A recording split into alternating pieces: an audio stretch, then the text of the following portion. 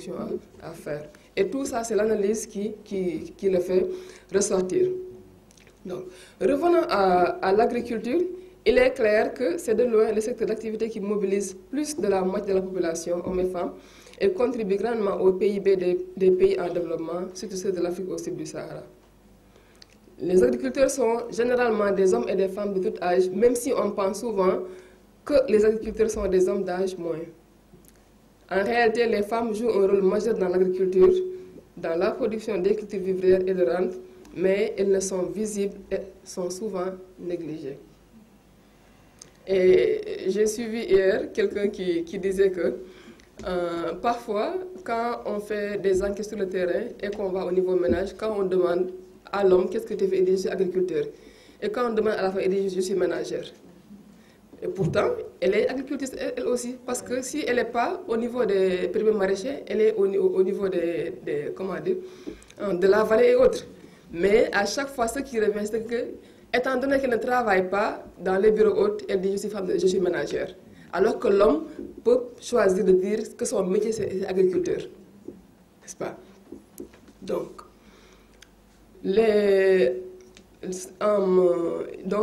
comme la FAO disait que par rapport à cela, que les femmes représentent 43% de la main-d'œuvre agricole dans les pays en développement.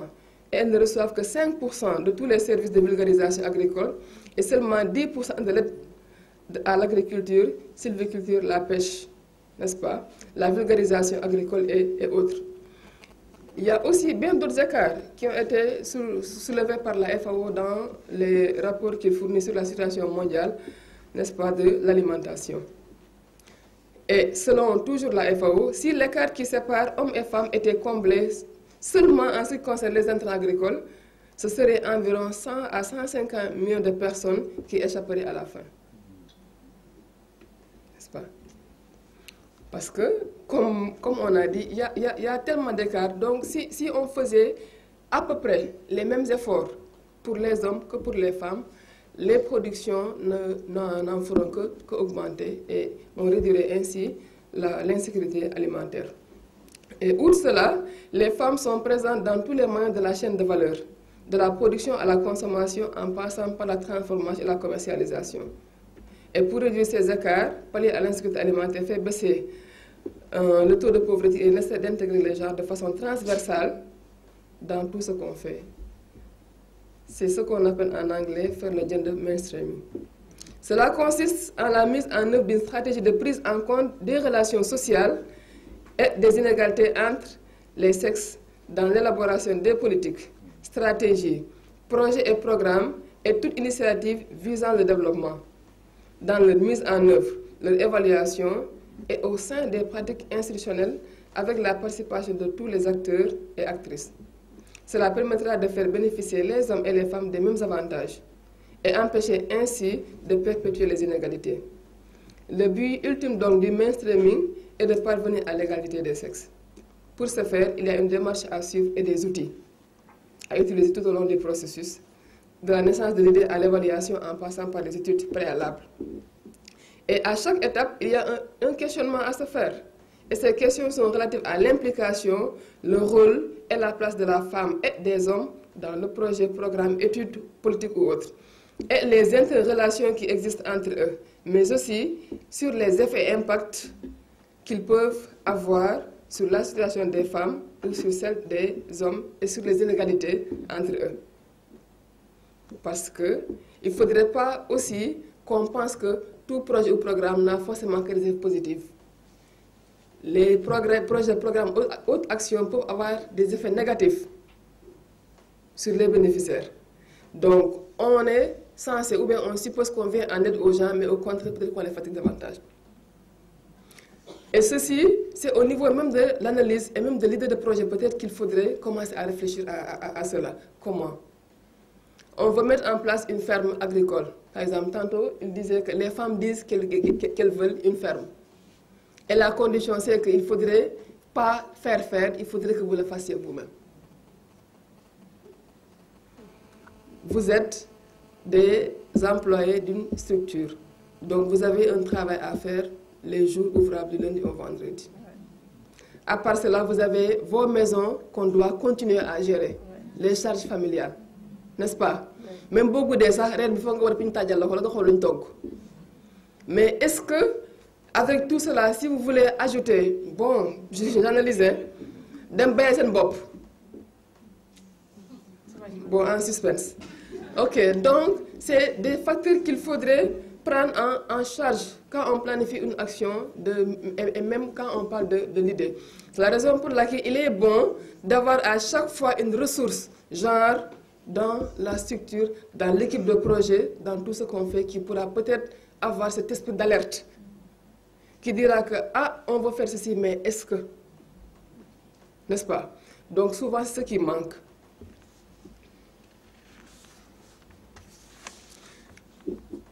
Quand on prend le cas spécifique de la chaîne de l'agriculture, n'est-ce pas? C'est la chaîne de valeur qu'il faut considérer. Et l'intégration systématique de la dimension genre au développement des chaînes de valeur sur 5 étapes, n'est-ce pas? Comme les étapes du cycle du projet. Analyse du contexte, n'est-ce pas? Voir quelles sont les contraintes et les opportunités pour les femmes et les hommes. Le choix de la chaîne de valeur. Quelle chaîne de valeur a le plus de potentiel pour les femmes ou pour les hommes? N'est-ce pas? Stratégie d'intervention. Quel service de développement de l'entrepreneuriat pourrait bénéficier aux femmes et aux hommes?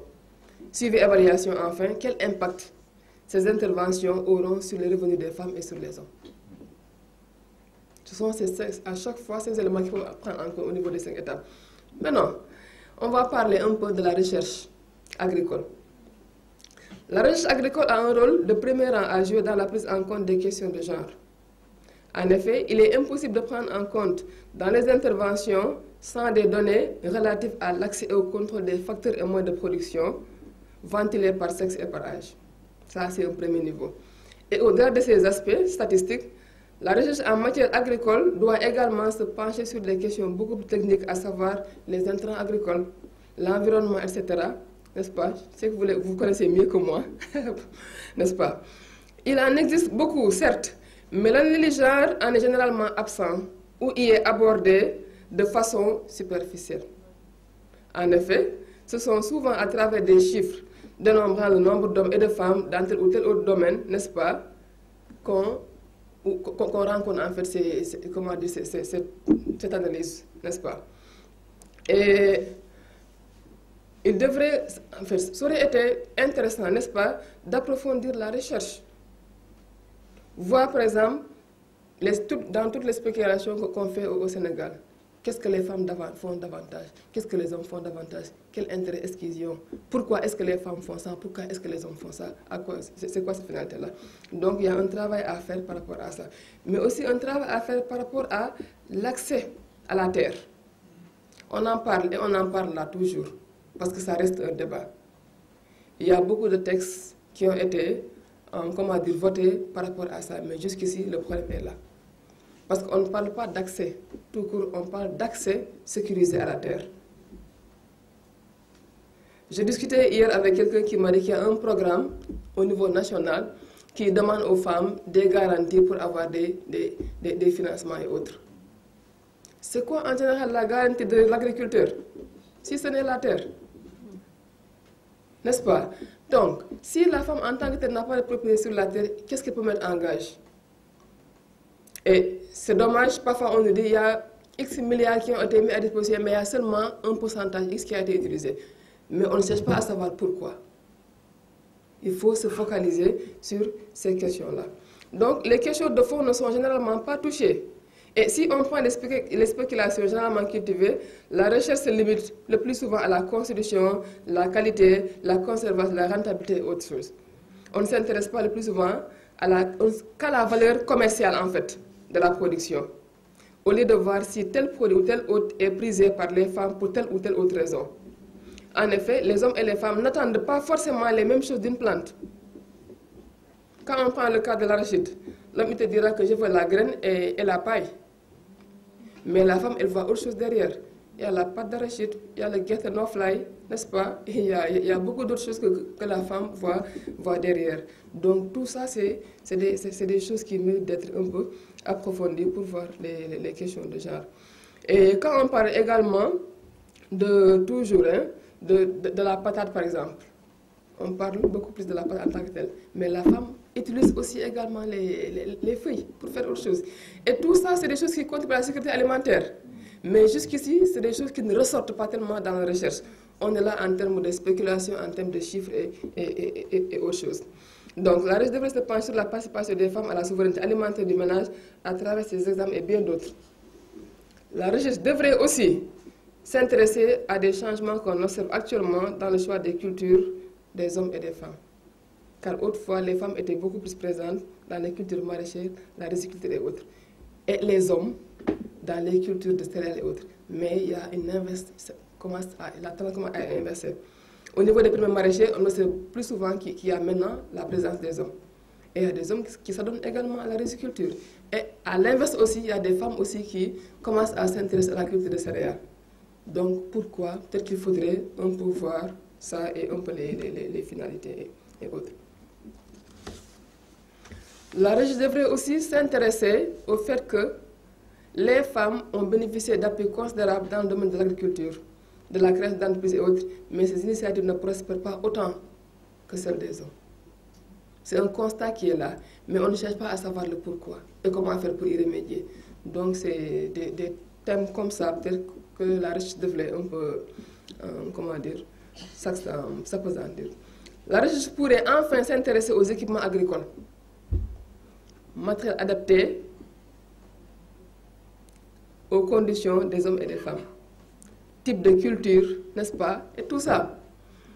Parce que je me rappelle, il y a un collègue qui, quand il monte des dossiers des marchés autres pour lancer l'achat de matériel agricole, quand je dis est-ce que je peux regarder les terres, il me dit qu'est-ce que tu as à voir là-bas, là-dedans. Qu'est-ce que le genre a à faire dans le matériel agricole? Je dis merci. Parce qu'on a besoin de matériel adapté à la condition des femmes. On ne peut pas demander aux femmes de cultiver en voulant les doter de même équipement que les hommes. Elles n'ont pas la force physique, pour ça elles n'ont pas la constitution en fait, physique pour faire certaines choses que les hommes peuvent faire. Et à un moment donné, il m'a dit, et pour les tracteurs, j'ai dit il faut acheter des tracteurs avec fauteuil et tout pour que les femmes soient à l'aise pour conduire. Et aussi, si on va aussi au niveau des produits phyto du traitement, n'est-ce pas, et tout, les femmes, souvent, elles nous disent que les qui sont très lourds à porter, n'est-ce pas, pour traiter les produits phyto. Donc, elles préfèrent donner ça aux hommes. Et finalement, quand on donne beaucoup de pouvoir, excusez-moi, aux hommes, dans nos fermes, ils récupèrent. Oui, non, ils récupèrent carrément la ferme. Parce que c'est eux qui vont aux réunions, c'est eux qui prennent les décisions, c'est eux qui font tout. Alors qu'au départ, on les avait appelés juste pour nous aider. Donc, quand je demande, il m'a dit qu'il faudrait aussi voir est-ce qu'il y a des spécificités comme ça au niveau de l'Afrique quand on fait la commande. Donc ça, c'est la réflexion. Il faut créer, il faut fabriquer du matériel adapté à la condition des femmes. N'est-ce pas? Enfin, si on prend également l'aspect humain, à savoir les chercheurs agricoles. Tantôt, vous me disiez qu'il y a des chiffres qui sont là. Il y a combien de femmes et d'hommes chercheurs au niveau de l'ISRA? Et quels sont les profils de la plupart?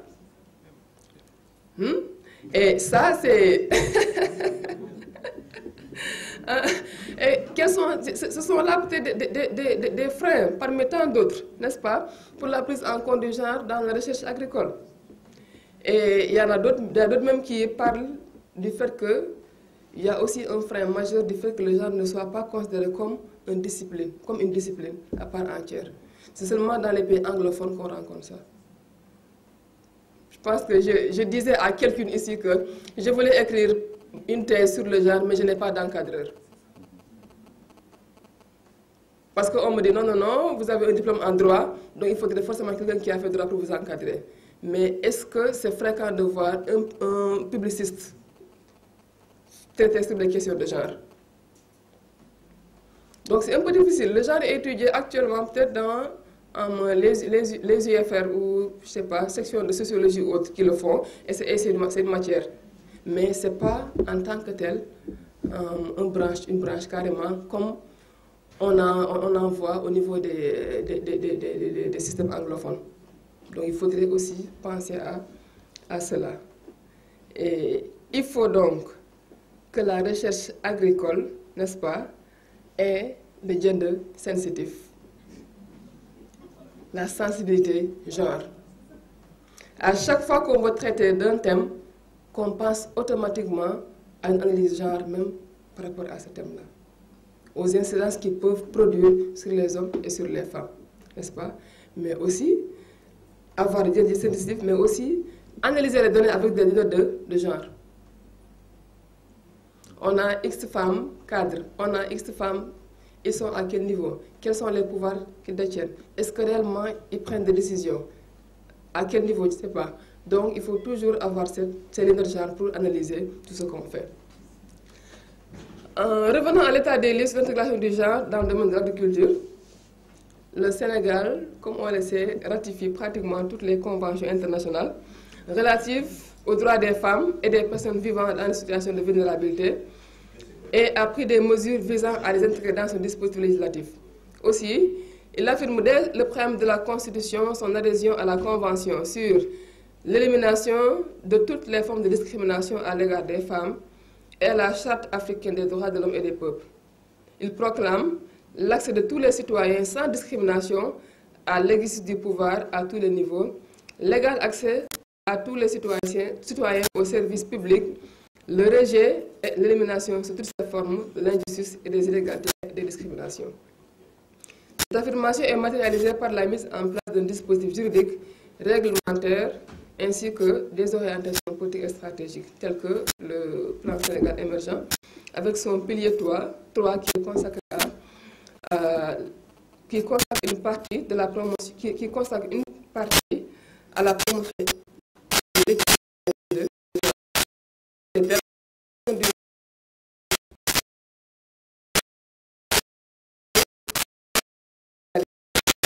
à plus une participation au processus de développement. La prise en compte des questions de genre représente de ce fait un enjeu transversal pour l'ensemble des programmes de développement national.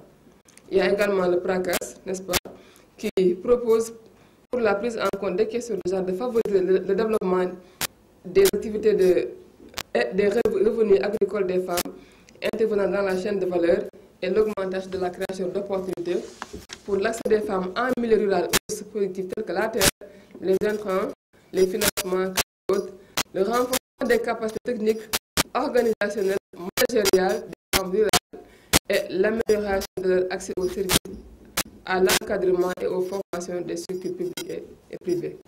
Donc, tous ces politiques concourent à l'atteinte de l'ODD 5, parvenir à l'égalité des sexes, autonomiser les femmes et les filles.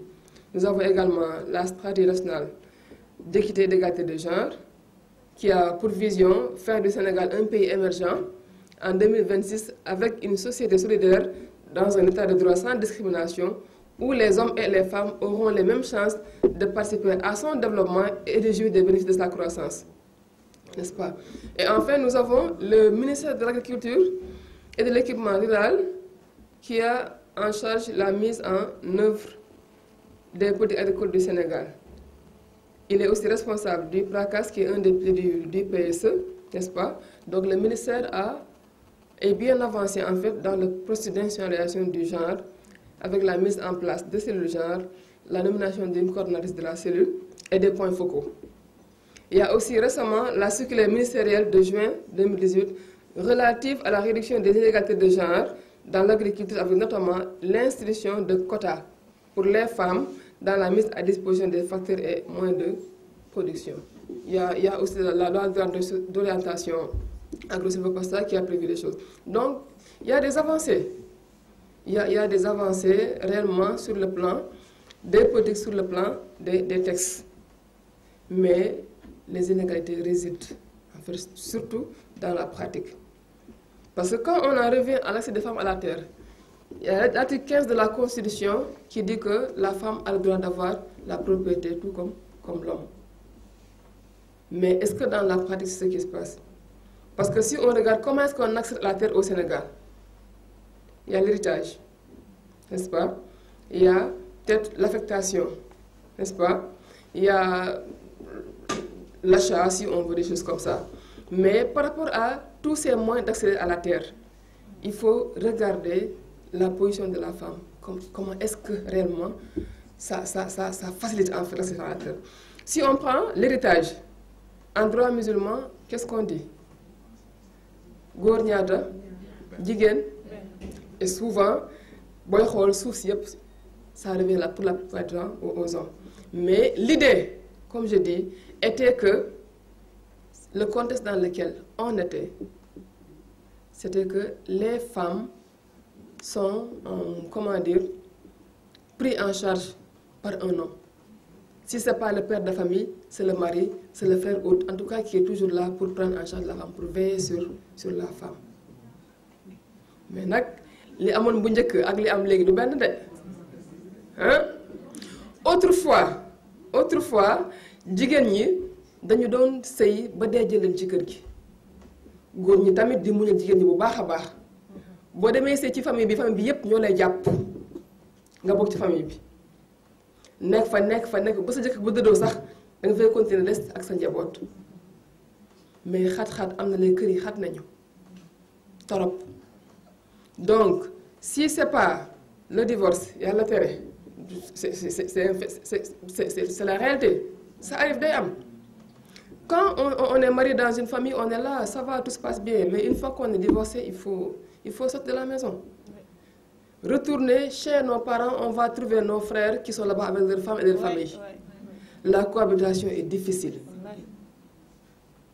Et parfois, si par exemple le mari arrive à quitter ce bas monde, souvent la femme, parfois elle n'est plus en sécurité dans la maison. Il faudrait qu'elle sorte avec ses enfants. Elle va aller où? Donc les contextes ont changé.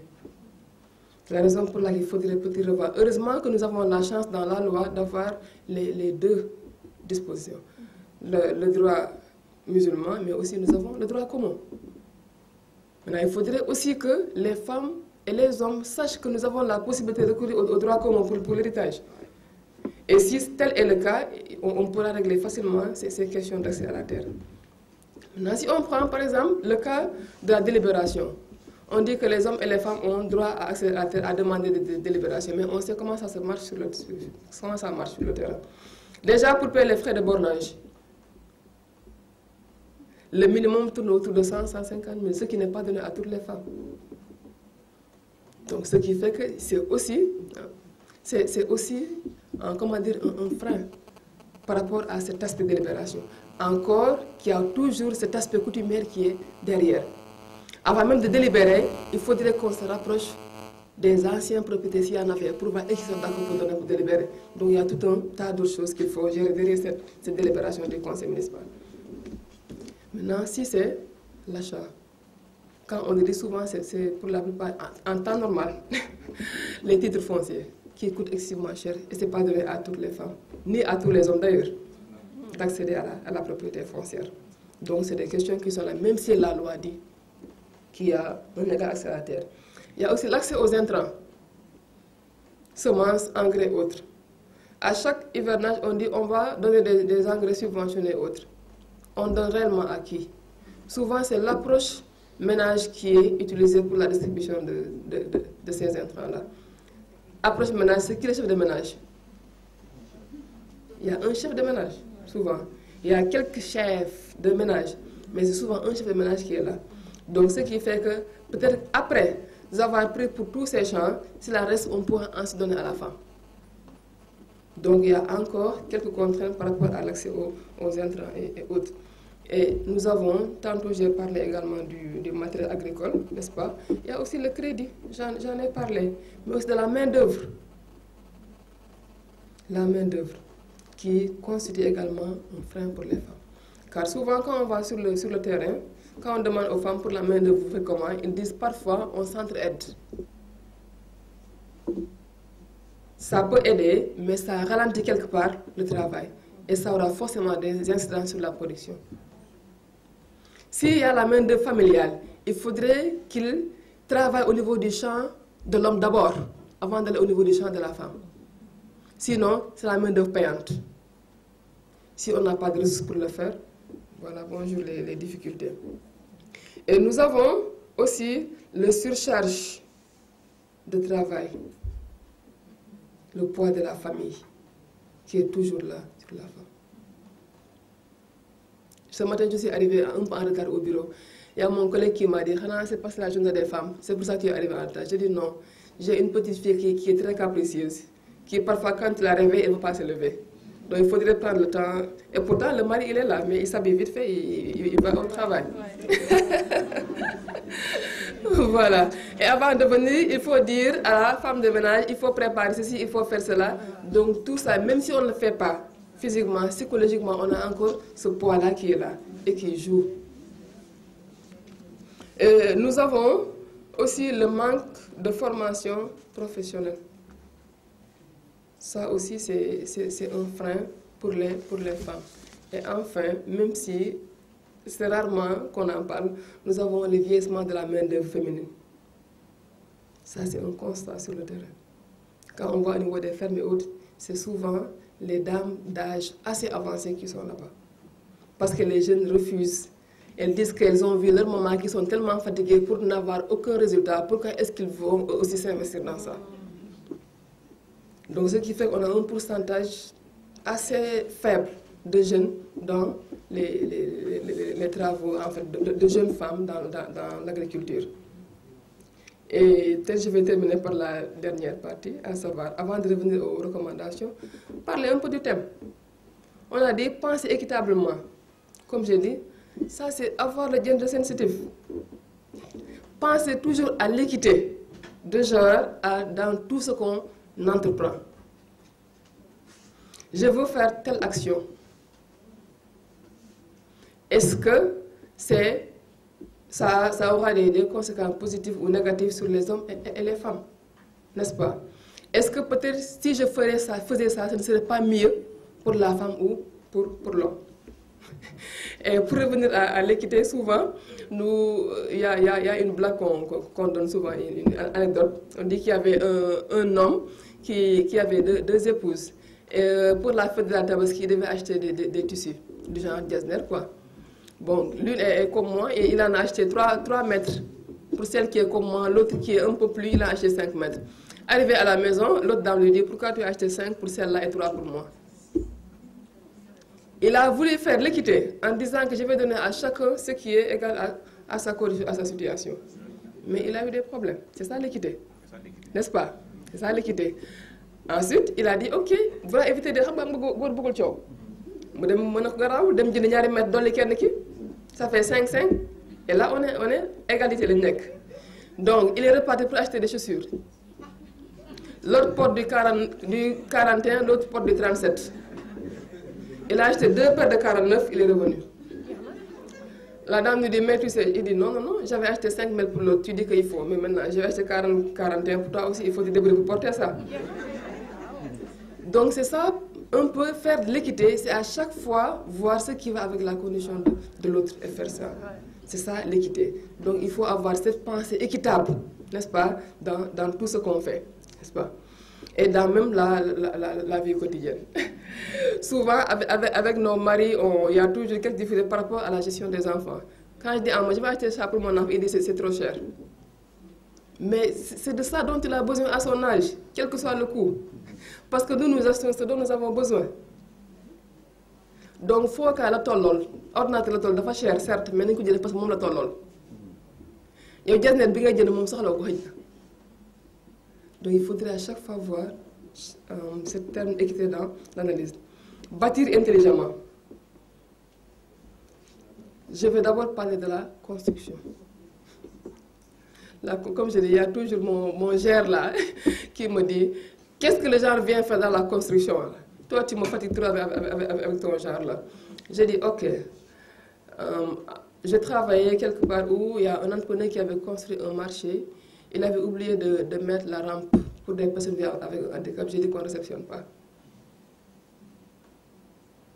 Donc, c'est parce que le marché doit être accessible à tout le monde, quelle que soit la condition. Mais également cette histoire de toilette. Toilette pour les femmes, toilette pour les hommes, n'est-ce pas?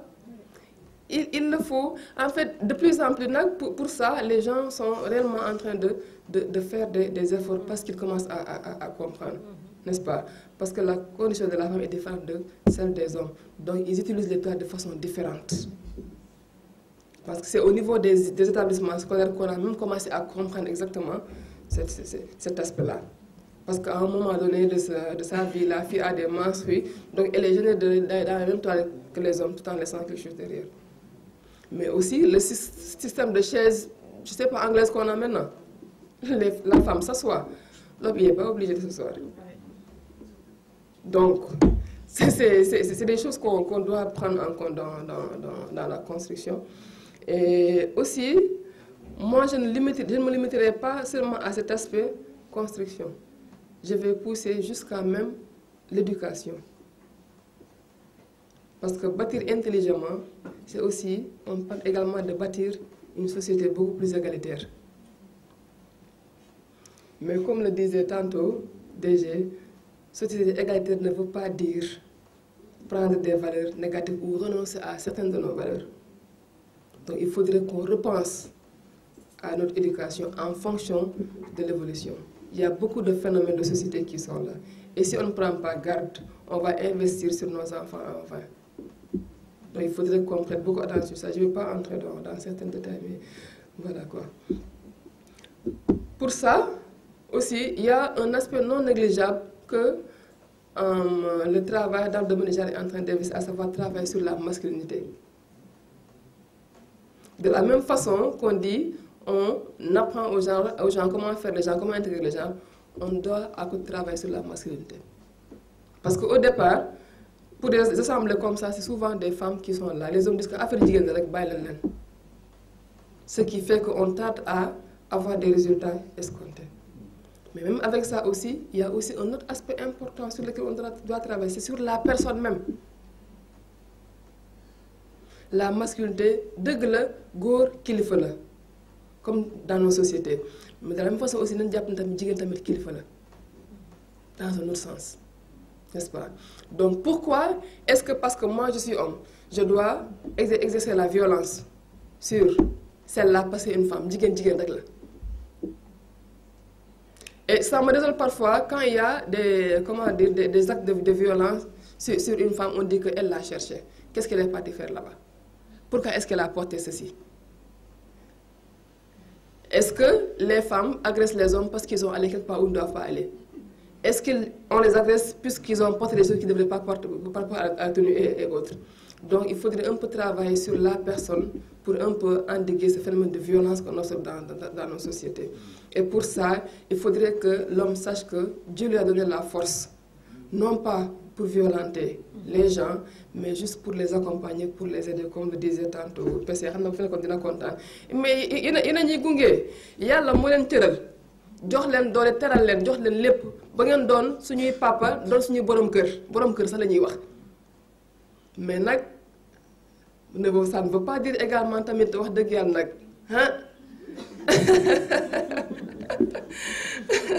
voilà, donc il y a un important travail à faire dans le domaine de la masculinité, n'est-ce pas? Apprendre aux gens de faire usage de la masculinité de façon positive. C'est pas parce qu'on a la force qu'il faut en abuser. Il faut l'utiliser de façon positive, de façon constructive. Et enfin, innover pour le changement. Pour cela, il faudrait qu'on voit tout ce qui a été fait jusqu'ici, ce qui n'a pas marché, et changer.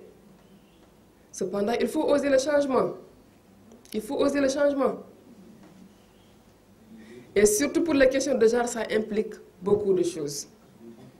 On ne peut pas vouloir une chose et son contraire.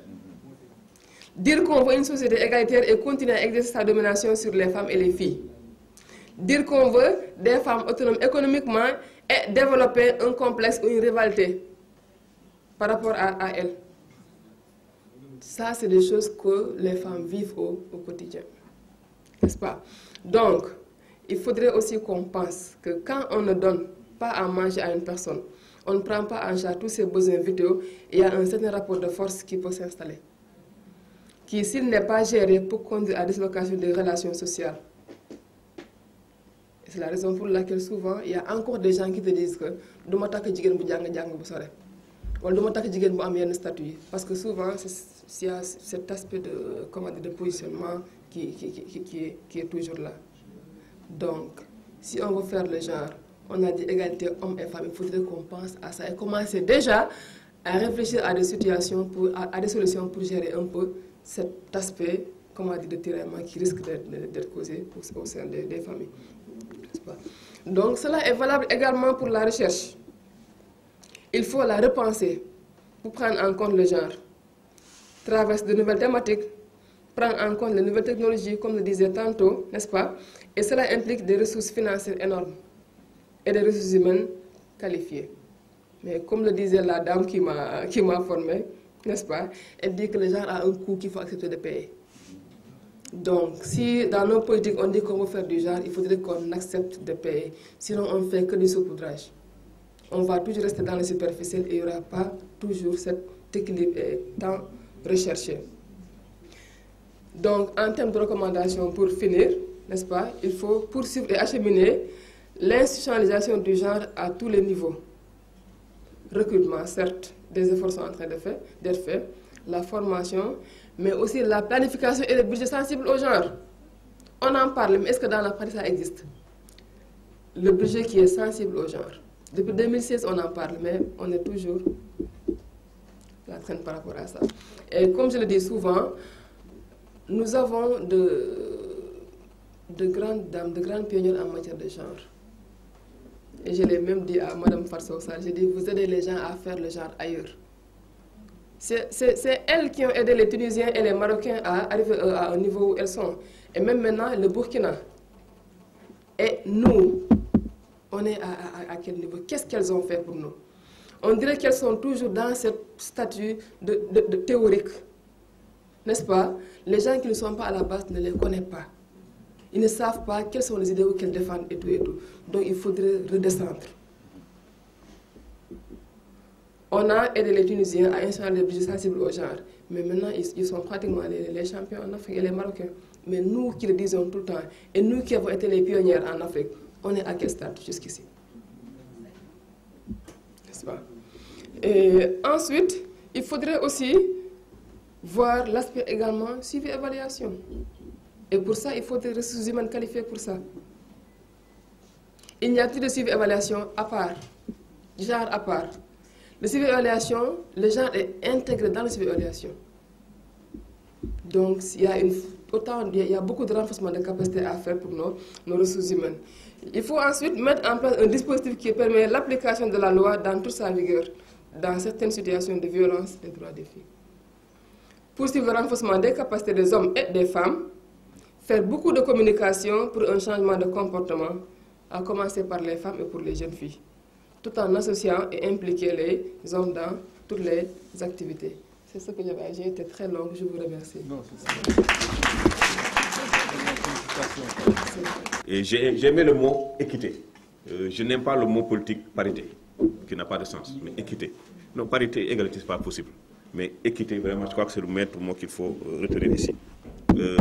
Pour l'idée du directeur, bon, je l'appelle professeur, il ne faut pas faire cultiver, bon, peut-être qu'on n'a pas bien compris, c'est pour dire que... Une question de repenser la manière dont les gens avaient mis, il n'y a plus de spécificité. Et à partir de ce moment, on pourra parler d'approche compréhensive approach. Le genre qui est là, les gens sont en train d'en discuter, je crois que la responsable est là. Voilà, vous connaissez. Voilà, donc déjà, donc ce qui fait que ça vous permettra, ça les bailleurs maintenant de manière très claire pour régler cette question, ils me disent bon ok, c'est bon, vous faites votre activité, mais dites-moi combien de temps. Donc la manière de faire l'activité, il faut vous débrouiller dans la conception et dans la mise en œuvre que les femmes effectivement soient bien développées. Et que nous la félicitons pour ça. Voilà, merci. Avec la présentation.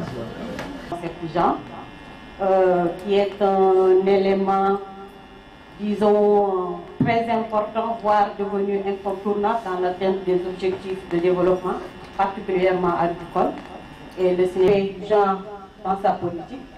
Donc, juste un rappel des recommandations de notre présentatrice conférencière qui dit « pensons genre ». Donc, pensez genre, agissez. La présidente.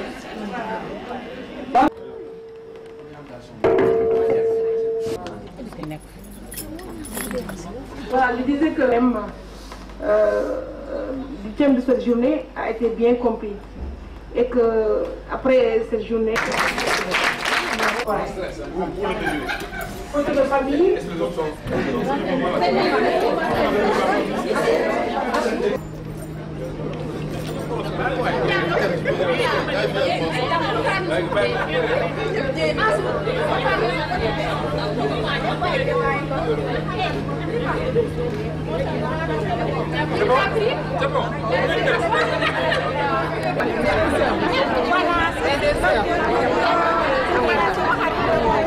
Bàyyi leen noonu rek non je prends tout le monde.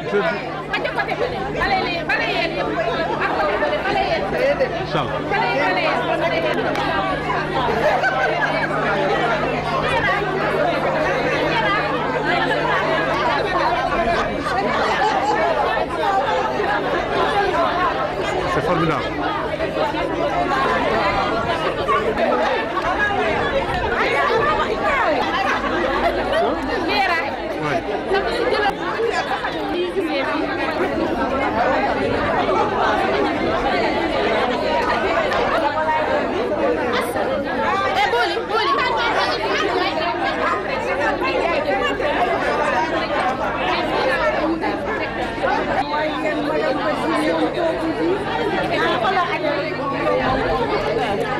Thank you.